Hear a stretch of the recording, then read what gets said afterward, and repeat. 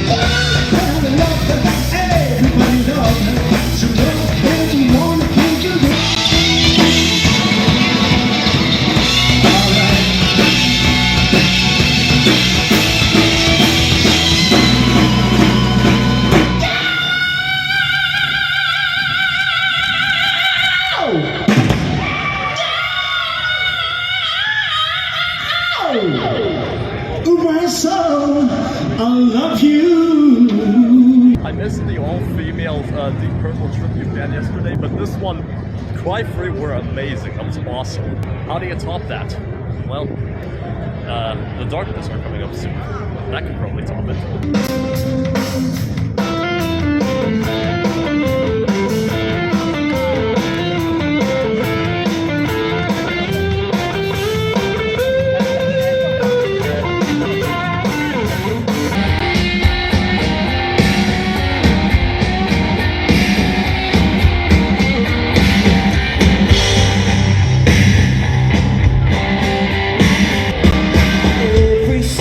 Every song by someone will make it better. Hunt you down till I found what I can be forever. And there must be something that's touch me inside. I've been waiting for you for too long. Something that keeps me satisfied. I need that. You want me brown sugar, I'm a dancing girl. Just can't say you're on my mind. Yeah, honky tonk, honky tonk.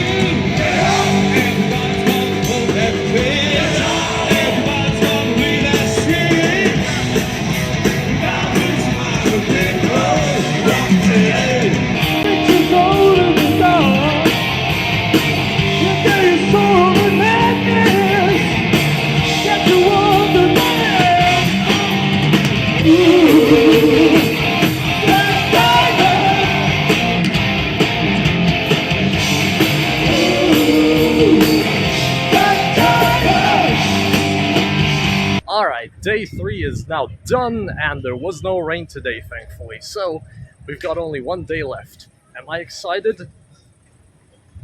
I don't know. So day 3 was very fun, but there were definitely some bad things about it. First of all, I only saw the Uriah Heep tribute band playing their last 3 songs of their set list, and as you guys know, I saw the actual current day Uriah Heep already. But unlike the current day Uriah Heep, the Uriah Heep tribute band actually played the song Look at Yourself. Oh, and also the drummer of the Uriah Heep tribute band was also the drummer for the Deep Purple tribute band that you saw, and apparently the lead singer of the Uriah Heep tribute band also is the lead singer in like a bunch of other tribute bands, like the Led Zeppelin tribute band I missed on the second day. The Queen tribute band Don't Stop the Queen actually has the son of Tomáš Tokáč as their lead singer, Máté Tokáč, and he is a very, very good singer, and I'm glad to see that he's doing great stuff like this. The Deep Purple tribute band was very good. They did play Child in Time, which is a dangerous song for anyone to cover, but I think they did it pretty well. And the thing is that instead of playing the outro to Child in Time, they actually did something that the actual Deep Purple did back in the 90s, where they transitioned out of Child in Time with an organ solo, and then they went into the song Anya from the Battle Rages On album. And Anya is a really good song. It has some Hungarian influence in there with like the words and such, and it's really, really nice. And apparently Deep Purple plays it in their current tour, which is very, very nice as well. They also did a brief little improvised like cover of Long Live Rock and Roll by Ritchie Blackmore's Rainbow during the song Black Knight. Which was interesting, and I completely forgot that "Smoke on the Water" was a Deep Purple song for a second. And then when the guitar player played the riff from "Smoke on the Water," I was like, oh yeah, right. But the organ solo at the end was pretty killer. The organ was actually like movable, and so the organ player tilted his organ and played the organ solo like that, like you saw in the clip. That was pretty cool. There was also a Rolling Stones tribute band called Stoned, because of course they were called Stoned, and I only attended like half of their set list, I think, but it was very fun. And also Tomáš Tokáč was actually standing next to me, who you, like I said, also saw in the video, with his blues band and such. And also, fun fact, his blues band actually opened for the Rolling Stones back in 1995 when they came to Hungary, so that's pretty cool. And then there was The Darkness. My god, I was excited for this one. I was just so excited to see the modern legend that is Justin Hawkins. Check out his YouTube channel, by the way, he makes really cool videos. And the band were just in top form. Honestly, they were so good. And I forgot to record their last song, which was Love on the Rocks with No Ice, which was the best song of the entire set. It was just really long with like this whole jam section at the end. Went on for like, I don't know, 10 minutes, and it was really, really cool. And I'm ashamed of myself that I didn't record that. But I do have this picture of Justin sitting on top of one of the guards' shoulders and playing guitar, so that's pretty cool. And he's in the crowd as well, so yeah, everyone was pretty excited about that. And of course, I freaking love everything about this band. Their albums are really solid even up to this day, and Justin's voice is just unbeatable, honestly. And the fact that Roger Taylor's son, Rufus Tiger Taylor, is now their drummer, I mean, the Queen influence just kept building on The Darkness. You know, they started out with a lot of Queen influence, and then they got Roger Taylor's son to join the band, and then their album Easter is cancelled, has the most prog elements out of any Darkness album. And like I said, the setlist was very, very good. But there were 2 problems. First of all, the mixing was very... Sometimes you couldn't hear Justin's voice at all. Like, it was just... I don't know what the people behind the mixing deck were thinking. Like, sometimes you could hear his voice perfectly, and then other times, at like, I don't know, less important songs, according to the guys at the mixing deck, you almost could not hear his voice at all. Which is a shame, because how dare you not let people hear the voice of Justin Hawkins? But then the song I Believe in a Thing Called Love was played, and that's, of course, their most popular song. And as you heard in the clip, the other songs were like... You know, they were at a passable volume, but then they turned the volume, like, all the way up on I Believe in a Thing Called Love, and it was just way too loud. Like, the people in the mixing deck were just they were doing a very mediocre job. And the second thing was, their set ended way too early. Like they only played for like 65 minutes and they walked off at 8:05 p.m. or something. I mean, just look at this timetable. The website showed us that all main stage acts had 90 minutes of stage time. I don't know if the band went to Budapest with just those 12 songs in mind, or if the organizers had to cut their set short. I'm fairly certain that it was the former, but I suspect that there is a chance that it was actually the latter. And that wasn't the only problem. Wolfmother's set also started about 10 to 15 minutes late. Because you see, after the Darkness's set, they gave away a Harley Davidson motorcycle via lottery at the main stage. And because of that, Wolfmother's set was late by like 10 or 15 minutes, which means that between the Darkness and Wolfmother, people had to wait over an hour for the main concert of the evening to start. But thankfully, Wolfmother were very, very good. I know that their music is like derivative of loads of more, popular artists, but I think they are a lot better band than like a lot of others who are around nowadays. And I do think their music is pretty solid, but I hope that they won't do any more EDM, because I think we learned from the first attempt that this should never be attempted again. But yeah, Wolfmother were pretty good. I think the volume and the mixing was a little bit better than at the Darkness concert, but I still think that they were pretty good. Like I said, their set was shortened and everything, but then, the thing is, as you saw, after the fireworks, Wolfmother actually came back and played a cover of Led Zeppelin's Rock and Roll. I do wish that instead of just playing one of the most overplayed rock songs of all time, they had just played another original song, but I guess we got what we got. And, it was very cool of them to just go out there after the fireworks and do another song, because why not? So yeah, like I said, there were some cons during this day, like the fact that, the mixing at the main stage was not very great, but it was still a very fun day, and I'm still really, really happy that I got to see the Darkness, even though it was for like a very short amount of time. But you know what? I enjoyed day 3, and now we've got only one more day to go, and honestly, this video and the next one, part 3 of this whole thing, which was the 4th day, they won't really have like proper intros, so I'm very sorry for that, because there was just too much noise, and I was just very tired during those days, and I just wanted to get it all done with, even though the festival was very, very fun, but like still I was very tired. And so yeah, that's pretty much it. The next vlog is coming up in like the next week probably. And, yeah, that's pretty much it. Like and subscribe if you enjoyed the video, and I'll see you guys in the next one. I'm Kev from Pest, and you just learned a bit more about music today.